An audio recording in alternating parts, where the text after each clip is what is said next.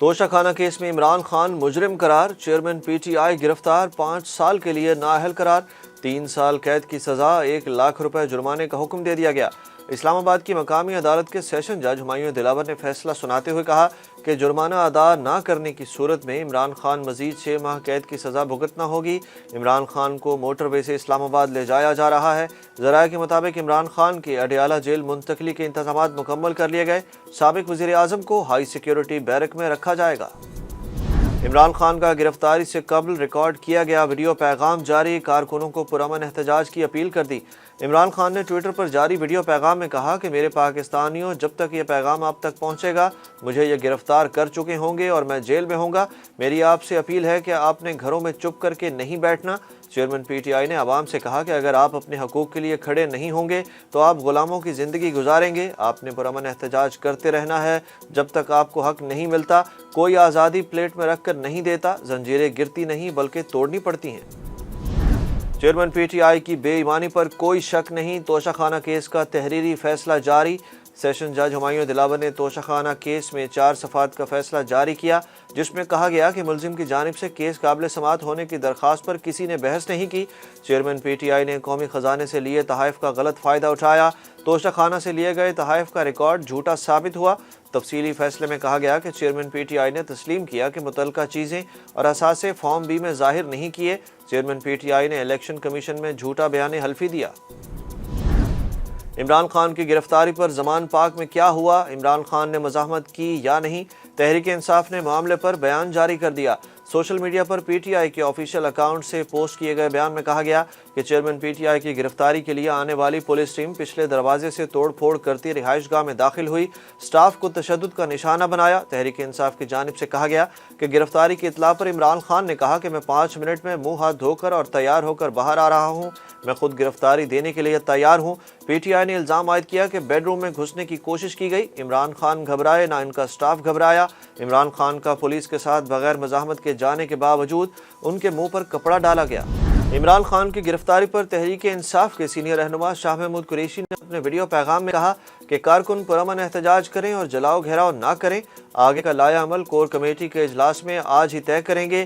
شاہ محمود قریشی نے کہا کہ عمران خان کی جو واضح ہدایات ہیں ان کو مد نظر رکھتے ہوئے پرامن انداز میں ہم نے آگے بڑھنا ہے۔ آج جو فیصلہ آیا ہے اس کو عوام نے انصاف کے بنیادی تقاضوں کے برعکس جانا ہے۔ شاہ محمود قریشی نے کہا کہ عمران خان کا جو فیئر ٹرائل کا بنیادی حق تھا وہ انہیں میسر نہیں آیا۔ فاروق حبیب نے کہا کہ عمران خان میچ فکسنگ کے تحت سزا کا پہلے سے علم رکھتے تھے، وہ اس غلامی کے خلاف حقیقی آزادی کی جدوجہد کے لیے جیل جانے کے لیے تیار تھے۔ عمران خان کی گرفتاری کو حکومتی نمائندوں نے مکافاتی عمل قرار دے دیا۔ وزیر خارجہ بلاول بھٹو کہتے ہیں چیئرمین پی ٹی آئی کی گرفتاری مکافاتی عمل ہے۔ دوسری جانب وفاقی وزیر اطلاعات مریم اورنگزیب نے کہا کہ ایک چور کی گرفتاری پر سیاسی انتقام کا بیانیہ بنانے کی کوشش کی جا رہی ہے۔ وہ چور پکڑا گیا ہے جو 15 ماہ سے بھاگ رہا تھا۔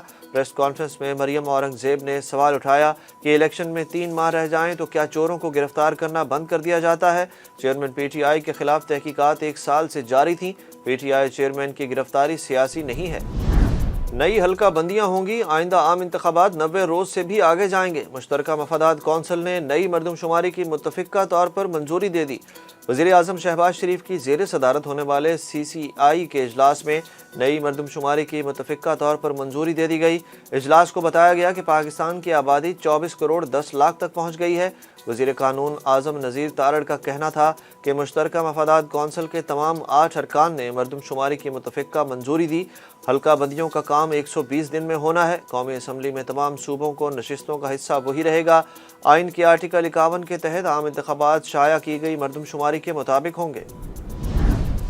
توشہ خانہ کیس میں چیئرمین پاکستان تحریک انصاف عمران خان کی گرفتاری کے بعد پی ٹی آئی کی باغ دوڑ شاہ محمود قریشی کے ہاتھ میں آ گئی۔ پارٹی ذرائع کے مطابق عمران خان کی غیر موجودگی میں شاہ محمود قریشی پارٹی امور کی سربراہی کریں گے۔ اسد کیسر، شہریار آفریدی، فردوس شمیم نقوی، علی محمد خان ساتھ ہوں گے۔ پارٹی ذرائع کا کہنا ہے کہ شاہ محمود اور کور کمیٹی کا وکلاء کے ہمراہ پہلا ٹاسک پارٹی چیئرمین کی رہائی ہوگا۔ 1 ہفتے قبل عمران خان نے شاہ محمود قریشی کو انتخابات کی تیاری کا ٹاسک دیا تھا۔ پارٹی ذرائع کے مطابق 14 اگست سے انتخابات کے لیے سیاسی جدوجہد کو شاہ محمود قریشی لیڈ کریں گے۔ वर्ल्ड कप के लिए कौमी टीम में कौन कौन शामिल होगा, 13 नामों पर इत्तफाक हो गया। जराये के मुताबिक वर्ल्ड कप की टीम के हवाले से Mickey Arthur, grant ब्रॉडबर्न, Babar Azam और हसन चीमा में इब्तदाई मशावरत हुई। थिंक टैंक उसामा मीर को वर्ल्ड कप स्क्वाड का हिस्सा बनाने पर मुत्तफिक है, जबकि ऑलराउंडर इफ्तिखार अहमद को भी भारत जाने वाले स्क्वाड में शामिल किया जा सकता है।